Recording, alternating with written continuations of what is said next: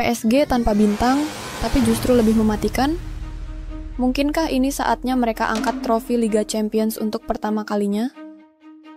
Paris Saint-Germain, klub kaya raya dari Prancis yang selama ini identik dengan bintang-bintang besar, Neymar, Messi, Mbappe. Tapi siapa sangka, ketika semua bintang itu pergi, justru inilah momen PSG menjadi tim sungguhan. Kemenangan 3-1 atas Aston Villa bukan sekadar skor. Itu adalah pernyataan.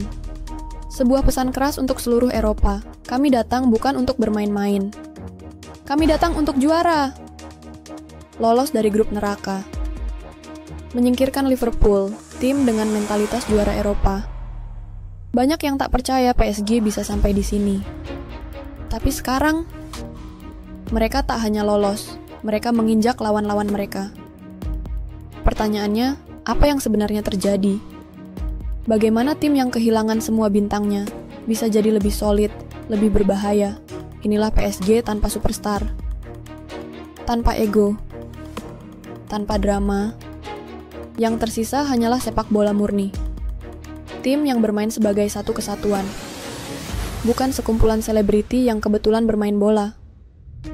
Dan inilah yang membuat mereka begitu mematikan. Tidak ada yang bisa diprediksi. Siapa saja bisa mencetak gol. Siapa saja bisa jadi pahlawan. Pertandingan melawan Aston Villa bukan pertandingan biasa.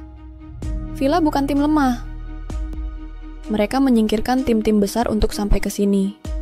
Tapi PSG, mereka mempermainkan Villa. Skor 3-1 tak menunjukkan dominasi sebenarnya. PSG mengontrol ritme.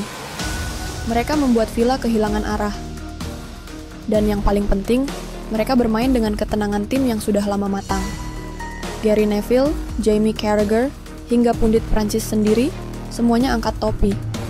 PSG disebut-sebut sebagai contoh evolusi sebuah klub. Dari tim yang mengandalkan uang dan nama besar, menjadi tim yang dibentuk dari filosofi.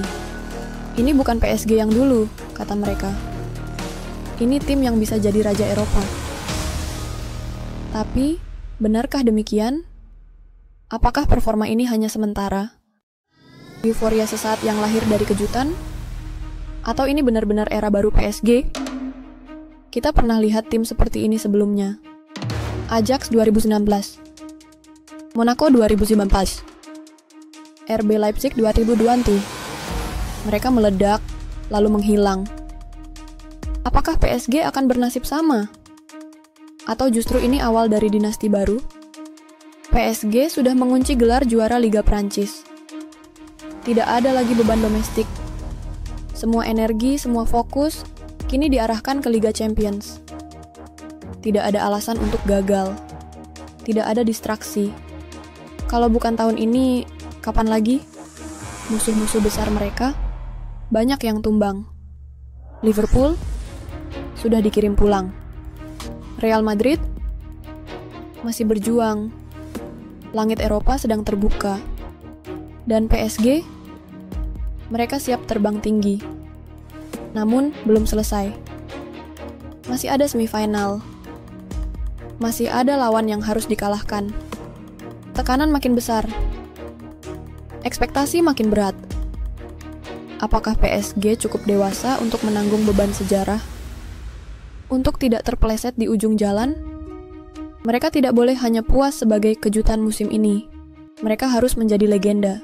Andai PSG benar-benar juara, ini akan jadi momen paling bersejarah dalam dunia sepak bola modern. Bukan hanya soal trofi pertama, tapi tentang perubahan paradigma. Bahwa tim tanpa superstar bisa jadi juara Eropa. Bahwa kolektivitas bisa mengalahkan harga pasar. Ini bukan kemenangan satu klub, tapi pesan bagi dunia sepak bola, era baru telah tiba. Jadi, apakah PSG benar-benar akan jadi raja Eropa tahun ini? Ataukah ini hanya fata morgana yang akan segera pudar? Tulis pendapat kamu di kolom komentar. Apakah kamu percaya PSG bisa juara, atau kamu rasa ini semua cuma kebetulan? Dan kalau kamu suka narasi-narasi kayak gini, jangan lupa buat like, subscribe, dan nyalain lonceng notifikasi. Follow juga channel ini di semua platform, biar nggak ketinggalan cerita-cerita dramatis lainnya dari dunia sepak bola. Kisah kasih sepak bola tempat di mana sepak bola bukan sekadar skor, tapi tentang cerita.